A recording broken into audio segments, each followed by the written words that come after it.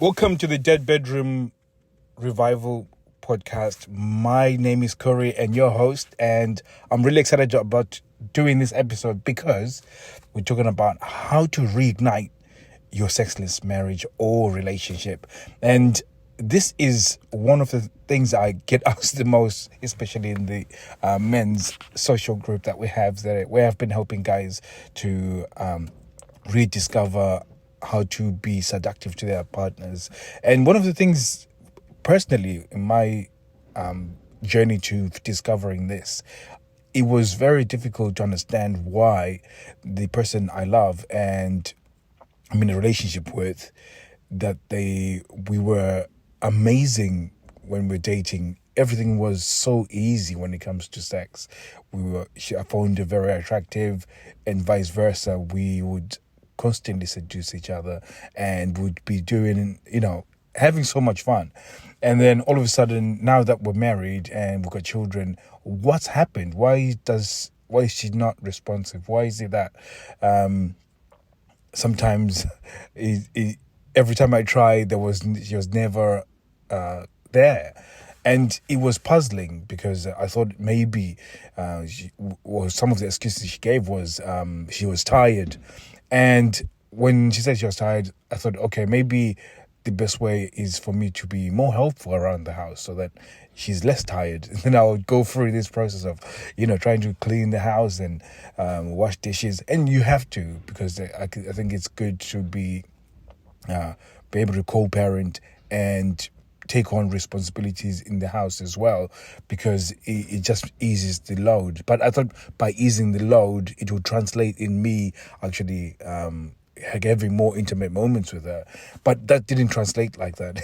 It just continued being the same. And I thought maybe it's because I'm not available enough. So maybe let me stop playing golf. Let me stop doing all these other activities I was doing on a weekend and spend more time at home.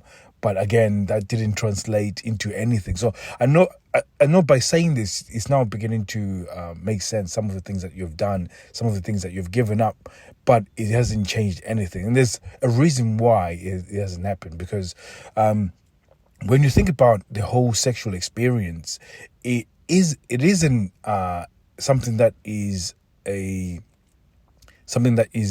sort of, it's more of a behavioral thing rather than just a logical process. There's certain behaviors that trigger sexual urges and desire. So I didn't know this, and I would do these logical things, cleaning, making sure that I clean the dishes, make sure that everything the washing has been done, and I would do all these things hoping that would help me or help us have some connection, or at least have more intimate moments. It didn't work. So, and again, I'm kind of preaching to the choir, because you've done the same and it's not working. So I had to start thinking about what can I do, what's different. And when I started thinking back to when we were dating and when things were hot and heavy, what was different between then and now? And I started realizing that it wasn't because she didn't date me or want to be with me because I was good domestic husband.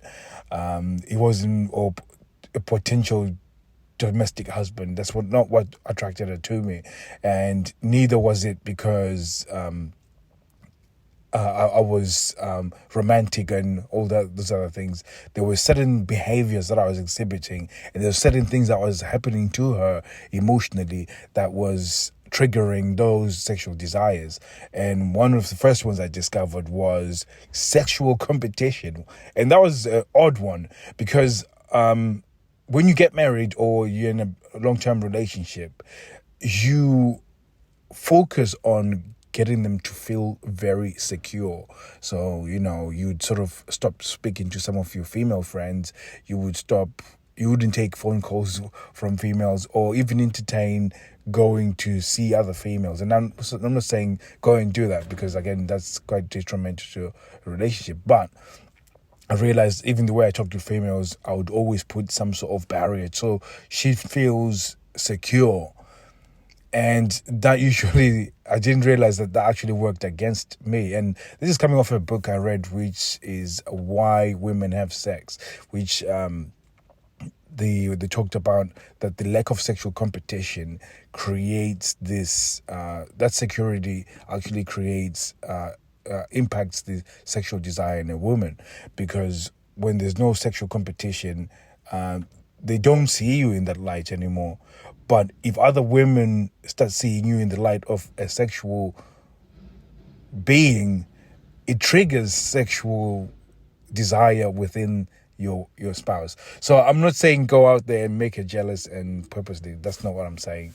But if you were in a party, for instance, you would entertain your guests. You'd be still funny. You'd be still charming. You could be still charismatic, and being able to hold attention of people, not just women, but people, and show leadership qualities.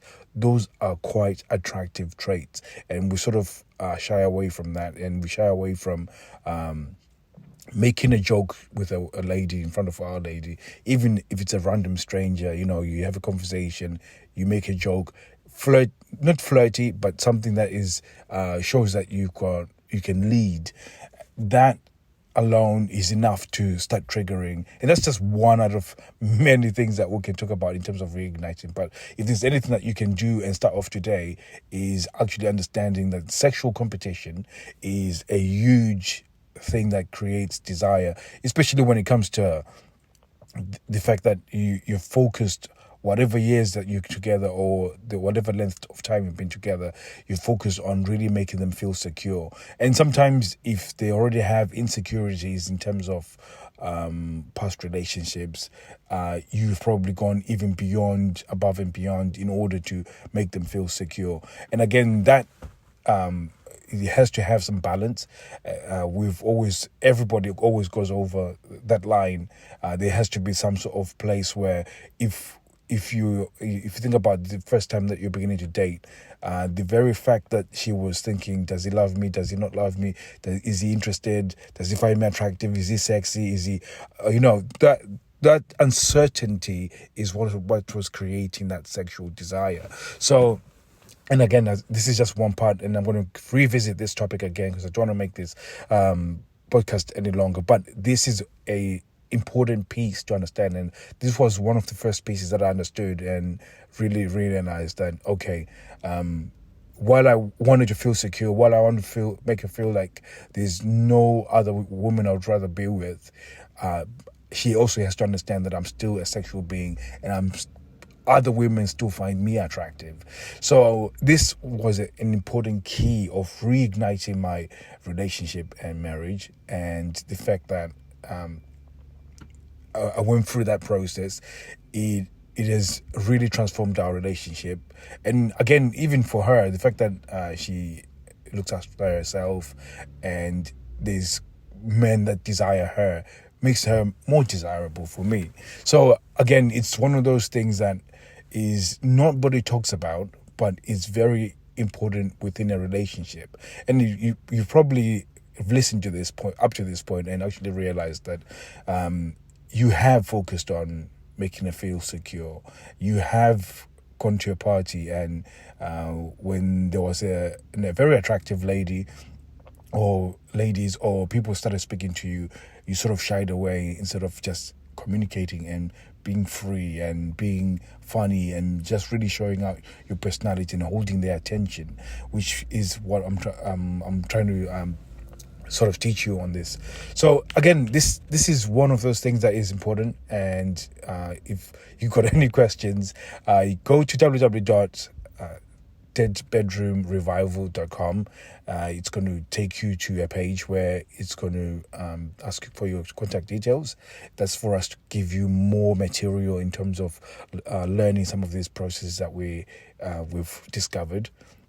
But also it's going to send you to a Facebook group where we'll be offering you free video trainings, where you'll be teaching you on the different things that we are learning as we learn them, and also what we've done in order to make our dead bedrooms alive again. So this is a very exciting period in my life, because I've been sharing with quite a lot of guys, and I've one of the first things that I share with them is this concept where they own it, they own themselves, they own the fact that they are males, they own that they're sexual, and they also own the fact that they can hold attention with anybody, not just women, but they can hold attention with anybody. And when they can really, especially when you can hold attention with women in front of your woman, that is very powerful in terms of a trigger for sexual desire. So I'm really, really excited to be doing this. And if you've got any questions, just go to the Facebook group, type in your question, and I'll be sure to answer it in the Facebook group with a video, or come to the podcast as well and make an episode. So fantastic to have you here. Again, go to www.deadbedroomrevival.com. I'll be seeing you soon.